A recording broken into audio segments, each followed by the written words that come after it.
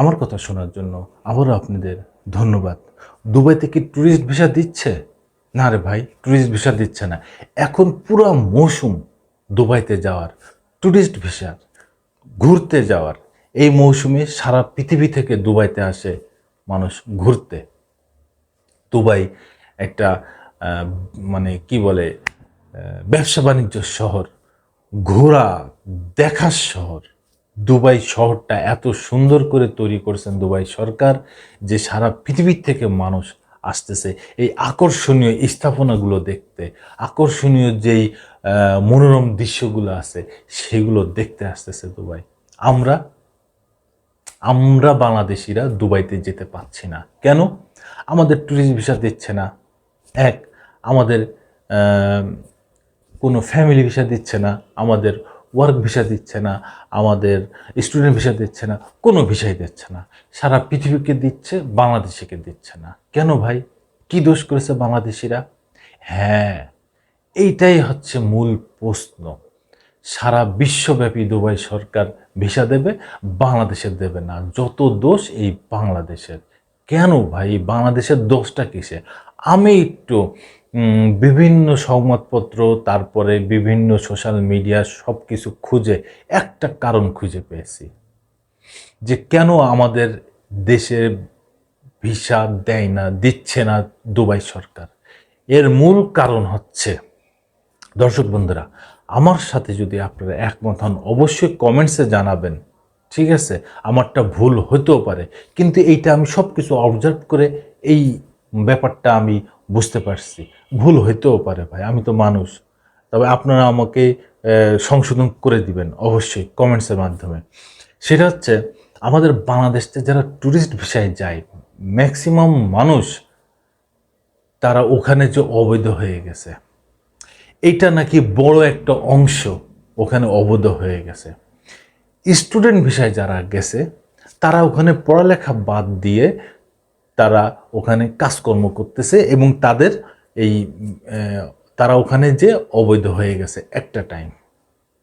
তারপরে ফ্যামিলি ভিসায় যারা গেছে তারা এই ভিসার মেয়াদ শেষ হওয়ার পরে যে তারা আর ওইটা বৈধ করে নাই, মেয়াদ বাড়াই নাই, তারা ওখানে অবৈধ হয়ে গেছে। তারপরে আরও কিছু কয়েক ক্যাটাগরিতে ভিসা আছে, তারাও ঠিক একই কাজ করছে। এইটার অংশ নাকি বড় একটা পার্সেন্টেজ। এইটা আমি জানতে পারলাম, বুঝতে পারলাম, অবজার্ভ করে আমি এটা বের করছি। তো দুবাই সরকার কি করলো, এই অবৈধ অভিবাসীদের বের করার জন্যে, খোঁজার জন্যে, এক জায়গা করার জন্যে তারা 2024 সালের 31শে ডিসেম্বর পর্যন্ত সাধারণ ক্ষমা ঘোষণা করেছে বাংলাদেশিদের জন্য। যারা এই সাধারণ ক্ষমার আওতায় আসবে তাদের কোনো সাজা দেওয়া হবে না, কোনো জরিমানা হবে না। যারা দেশে ফিরতে চায় নির্দ্বিধায় জরিমানা এবং সাজা বাদেই তারা দেশে ফিরতে পারবে।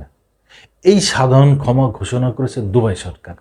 এখন তারা দেখবে যে এই সাধারণ ক্ষমার ঘোষণায় আওতায় কত পার্সেন্ট মানুষ বৈধ পায়, বৈধতায় আসতে চায়। তারপরে যে তারা ডিসিশন নেবে যে বাংলাদেশকে ভিসা দেওয়া যায় কি যায় না, কিংবা অন্য কোনো প্ল্যান করা যায় কি যায় না। এইটা আমি সব কিছু অবজার্ভ করে এই জিনিসটা আমি পেয়েছি।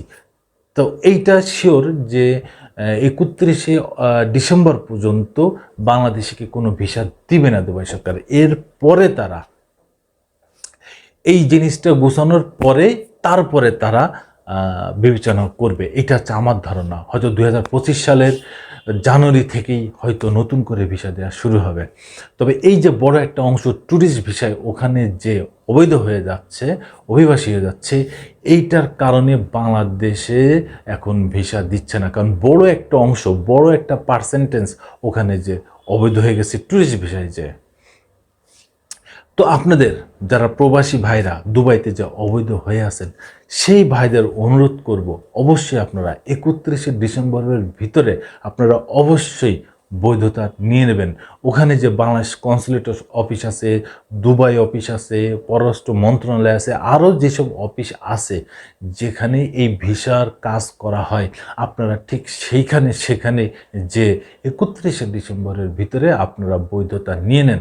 এবং যারা সহজ শর্তে যারা দেশে ফিরতে চান তারা দেশে ফিরে আসতে পারবেন। 31শে অক্টোবর পর্যন্ত একটা খবর পাওয়া গেছে যে প্রায় 3 লাখ মানুষ দুবাইতে অবৈধ হয়ে আছে।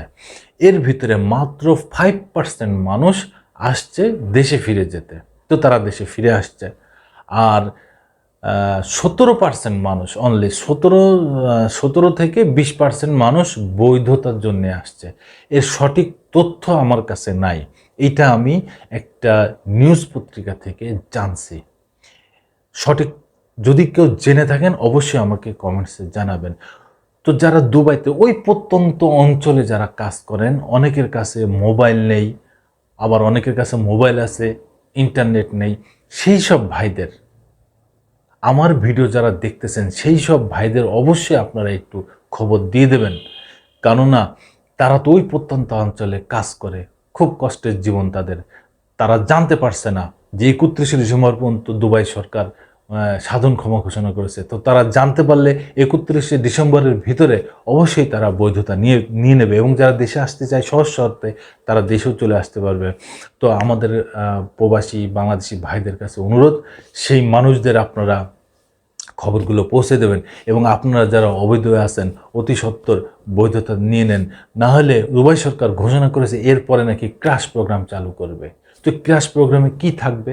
ক্র্যাশ প্রোগ্রামে আমি যতটুকু জানতে পারছি যে এখানে সাজার মেয়াদটা বেশি থাকবে, জরিমানার মেয়াদটা বেশি থাকবে। হয়তো তাদের দেশের আইন অনুযায়ী আরও কোনো কিছু থাকতে পারে ওর ভিতরে, তাই না? এখনও জানতে পারি নাই, জানলে অবশ্যই আপনাদের জানাবো। তাই এই জন্যে ভাইদের কাছে, বাংলাদেশি ভাইদের, প্রবাসী ভাইদের কাছে অনুরোধ, আপনারা বৈধতা নিয়ে নিন 31শে ডিসেম্বর ভিতরে। এর কারণ হচ্ছে আপনারা যদি অবৈধ থাকেন তাহলে আপনাদের ঠিকমতো স্যালারি আপনারা পাবেন না, সেটা নিয়ে সল্লিবল্লি করবে আপনাদের ফোরম্যানরা, আপনাদের কোম্পানিরা। আর বৈধ থাকলে সেই টাকা কেউ মারতে পারবে না, এবং সেই টাকা আপনারা দেশে পাঠাইতে পারবেন, সুন্দর করে রেমিটেন্স পাঠাতে পারবেন। আপনাদের পরিবার ভালো থাকবে, আপনাদের ফ্যামিলি ভালো থাকবে, এই দেশ ভালো থাকবে। ধন্যবাদ। আবার আসবো নতুন কোনো কথা নিয়ে, নতুন কোনো ঘটনা নিয়ে। আমি প্রিন্স।